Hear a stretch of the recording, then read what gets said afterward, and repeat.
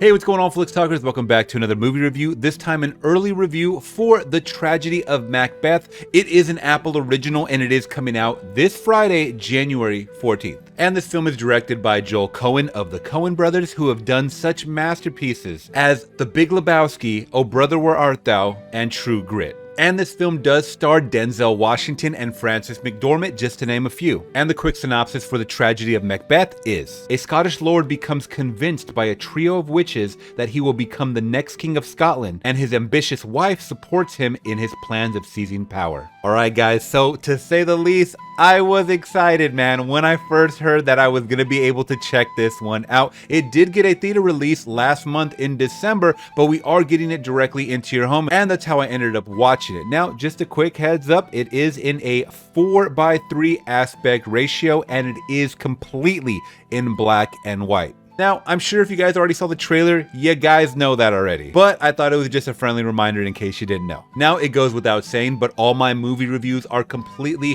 100% spoiler free. So don't worry, not going to talk about any spoilers here today. So just know going ahead in this review, I will be talking about things that were already released in the trailer. Alright, so starting off with some pros about the film, or things that I really did enjoy and what I thought worked for this film, was the complete construction of the 4:3 and black and white. Something that I just mentioned before, because it may not be for everybody, but for me, it absolutely worked. And this is an A24 film, and I am partial and biased. I love A24 films. There's something about them that make them the creme de la creme, the cream of the crop when it comes to production and value. So anytime I see an A24 logo before a movie trailer, I absolutely giddy like a little kid, because I know that this film is gonna be unique, genuine, and a quality product once again. But once I entered this film and I really did explore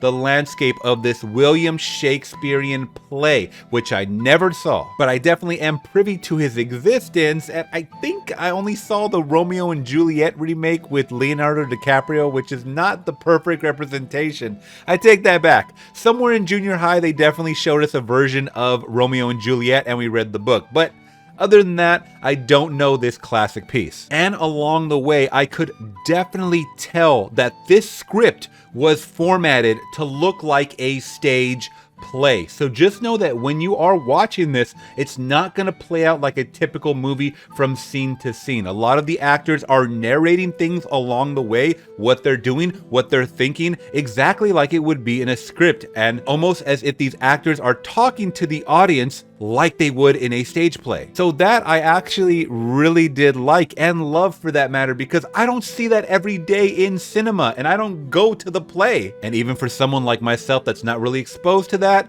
I was pleasantly surprised with the execution. All right, now next thing I really did enjoy, guys, was other than it feeling like a play, it absolutely looked like the set of a play, where we are definitely spending some time with our characters on screen, and they're usually in one set location, once again, like you would be in a play, and there's very, very minimalistic setting around them. You know, a few objects here and there. It once again felt like a stage play, so that just added along with it. I thought Joel Coen did a perfect representation once again of all of this being transferred to film. I was really thinking along the way, how are they doing this? Is some of this green screen, or is some of this practical effect?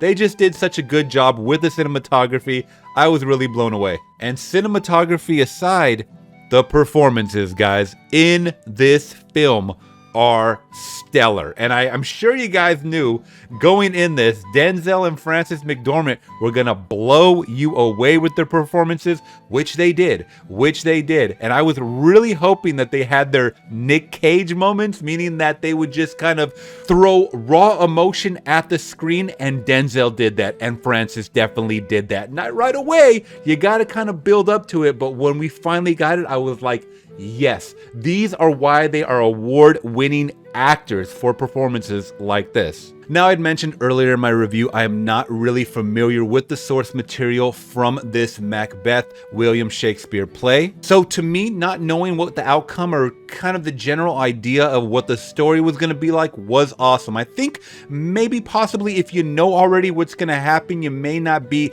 as surprised, but I think a lot of things in here will surprise you, as we're not only dealing with kings and queens, but also some dark magic type of stuff. So it definitely gave off some really cool vibes, and along the way we dealt with power and greed and all kinds of revenge that came along with that. Some amazing, powerful stuff, guys. Now, a couple of side performances that really did stand out for me were Axel Hassel playing Ross. Now, you guys have probably seen him in The Boys, in Cowboy Bebop more recently. I didn't know this guy from a can of paint, so this was kind of my introduction to him, and I thought he did such a great job as Ross. And you're gonna see some duality and a lot of powerful performance from this guy, so he definitely left a good impression on me when I saw him on screen. As well as Corey Hawkins playing Macduff, and I saw him in Straight Outta Compton. I believe that's the only film I have seen him in. I take that back, I actually did see him in Kong Skull Island. I just had to look that up really quick, but he's been in some movies, and in this one,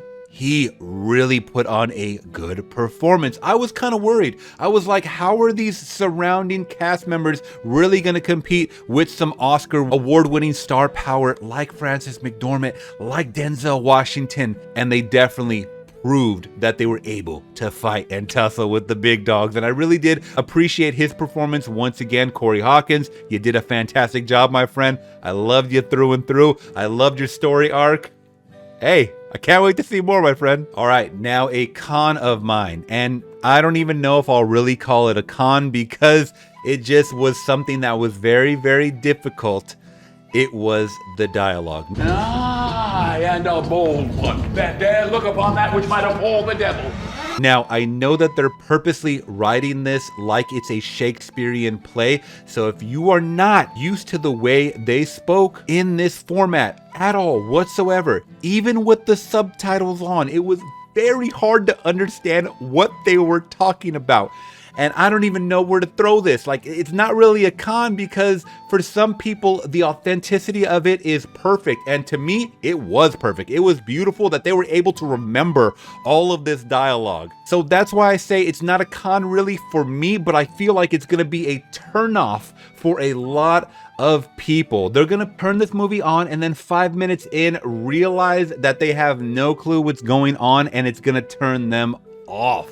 And I don't want them to do that. And at one point, I really felt like I was gonna do that, but I'm so glad I didn't, because the final payoff and the story overall and the performances and everything about this film were fantastic once again, guys. And saying all of this, I am very proud to say that I am giving The Tragedy of Macbeth a solid 5 out of 5, saying I definitely urge you guys to stick it out. Watch this movie, because I believe, wild dialogue aside that you are not used to in your daily life, you will understand what's going on along the way, and I think you guys will have a great time with some of these performances. All right, Flix Talkers, are you going to be checking out The Tragedy of Macbeth this weekend? Let me know down in the comments below. I would love to hear your thoughts. And if you guys did appreciate my review, let me know by liking the video. It's the best way to support the channel, and it does spread these videos out to those that aren't subscribed. And if you yourself aren't subscribed, consider hitting that subscribe and bell notification today to always get alerted about future videos